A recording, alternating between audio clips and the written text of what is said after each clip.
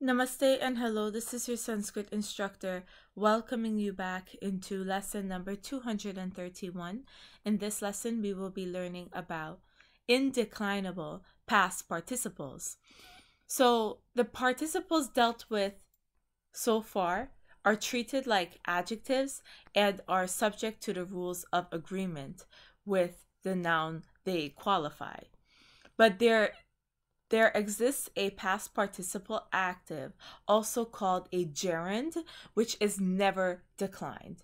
So this is what we'll call an indeclinable past participle, and another word for that is a gerund.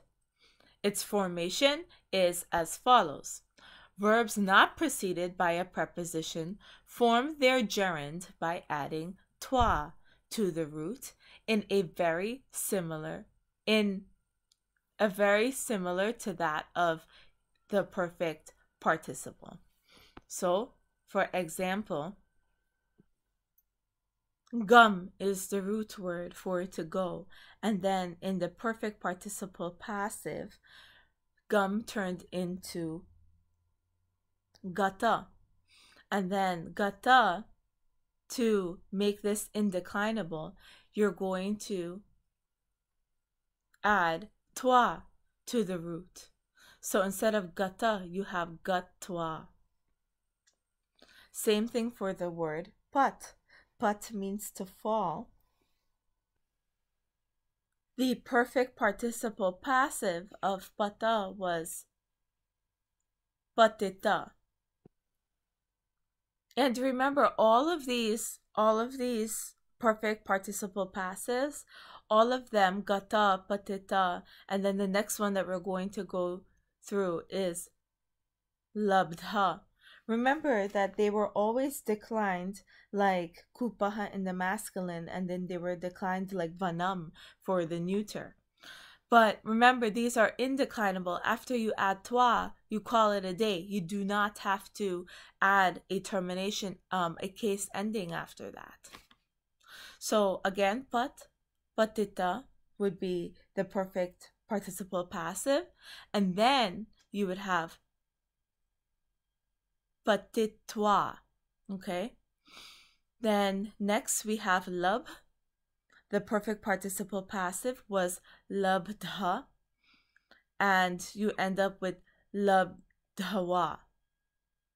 So since dha is already a dental letter, that's why dwa was there instead of twa. So labdwa.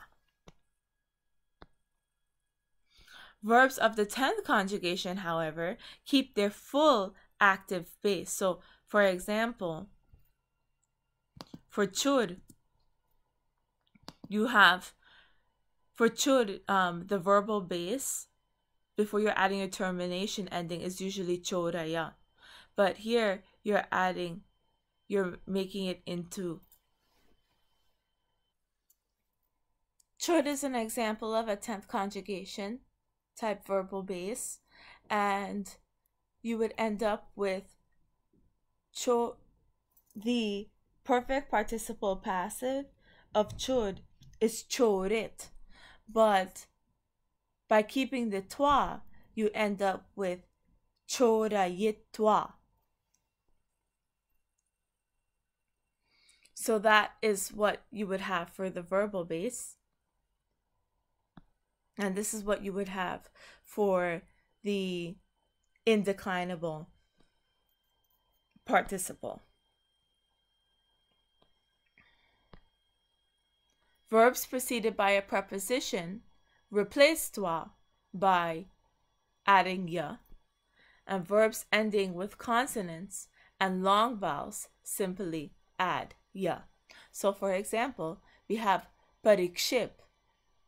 All what you do is add ya, so you have parikshipya. Anubhu, you're just adding the ya, anubhuya. And ada, you have adaya. So anubhu and ada are examples of verbs that end with a long vowel, and The first one, parikship, is an example of one that ends with a consonant. In both scenarios, you're adding ya. Verbs ending in short vowels add a tia instead of ya. So, vijay, pratishru actually, and anukri. Those are all short vowels. So since they're short vowels, you're going to add a tia at the end. So vijay becomes vijitya, and pratishru becomes pratishrutya, and anukri becomes anukritya.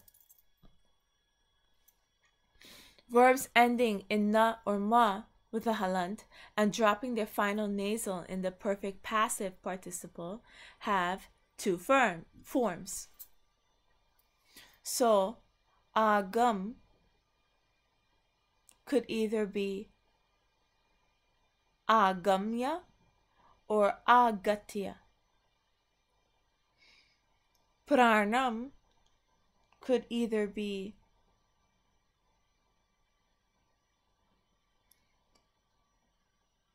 pranam could either be pranamya or pranatya. And then anuman could be anumanya or anumatya. If you can notice earlier, so agam is just a preposition before gum. We worked with gum in the beginning. So remember, gum turned into gatwa. Here agam is turning into agamya or agatya. You're still adding that tia there at the end. Here we're adding twa.